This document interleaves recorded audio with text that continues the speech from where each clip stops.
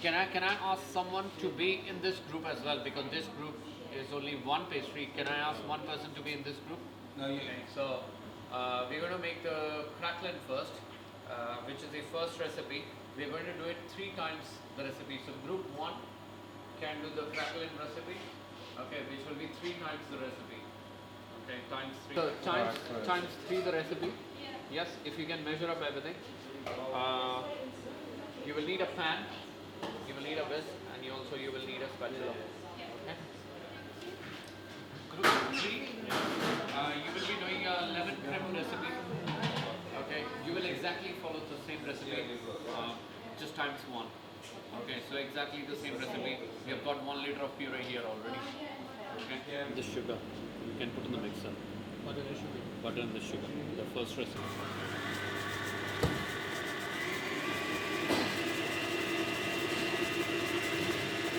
On the cracklin. So we're doing the tops for the choux pastry now, which is the cracklin. It has got, it gives a nice crunch on the top. Also gives it a uniform shape to the choux pastry. So usually the more crunch you want, the size of the sugar that you choose. You want it to more crunch, you can also choose the demerara sugar, or you can use granulated sugar to use that. Here we are using a caster sugar. We just need a film on the top so that you have a nice top for the choux pastry. So what we have done is cream your butter and sugar, and then once that is creamed up, we'll add just the flour into it. We'll just give it a mix so that everything comes together. We will put it between 2 papers or 2 sheets of paper. We roll them very thin. Okay, we're going to freeze them up. Okay, and then we're going to cut them rounds, around 5 centimeter rounds. Yeah, and then we're going to put them on the top of the choux pastry. Okay. Also over the edge. You need all the lemon. Lemon puree with the sugar, and I'm trying to get it to come to a boil. So half of the lemon egg mix with. There we go. Pour into the pan.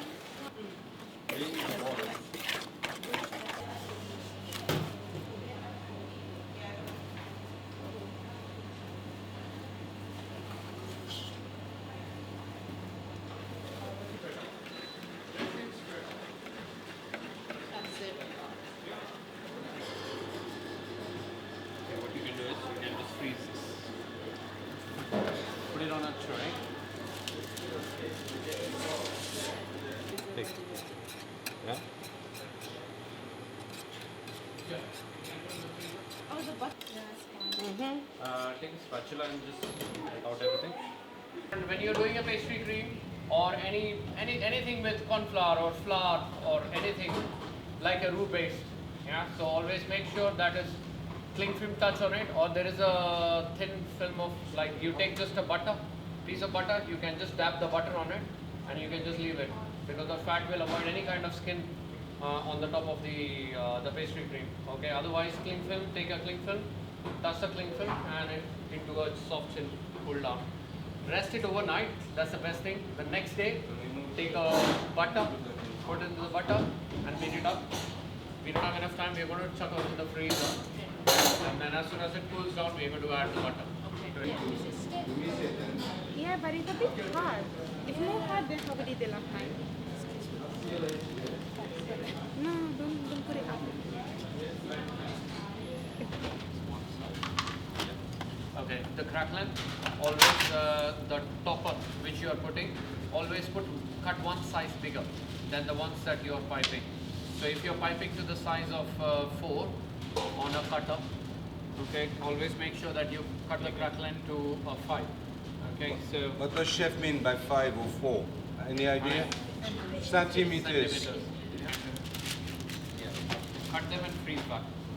Okay, and when you cut them, just go through completely. You can rotate Yeah, rotate. the ring. Yeah, take it out. And then Keep don't going, take it keep out, going. keep going. Just keep cutting it And make sure then you've freeze back. got no gap in between, So that otherwise you lose waste a less. lot. Okay. So we're going to pipe the choux here, and we're going to pipe roughly the size of 4 centimeter. Okay, so that it roughly fits up. The cracklin, we want it completely to be like a sheet. Like a on the top. tablecloth.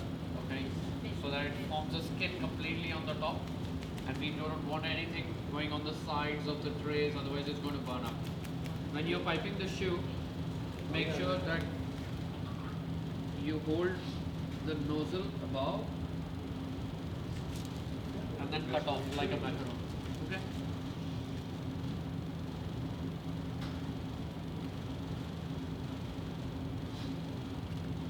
And you are gonna blow torch it? Yes. Okay.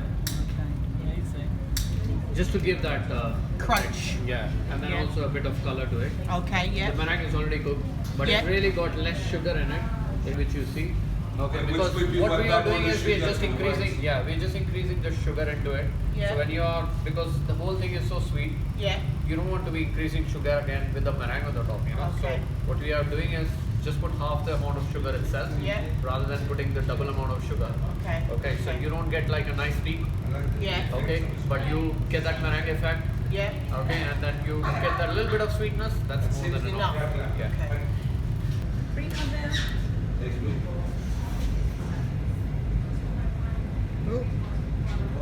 Oh, you just do like that? Yeah. And then one in the middle. One in the middle. That's it. Oh, that's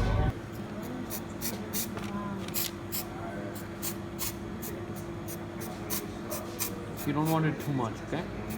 Just a tiny bit of it.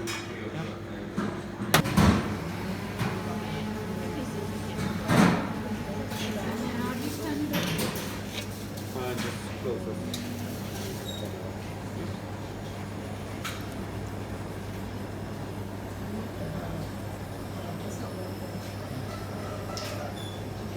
Never remember her name. What you put on top? To make them? From your on top. Yes. Right, so right. the two of you. Other. So, Chef, tell me, how did they do? I think they did brilliant. I think they have learned quite a lot with this experiment. You know, actually, they get to know the science behind making the choux pastry. I think that was more important, and to make it more festive, we have added some snowflakes and sparkle to it.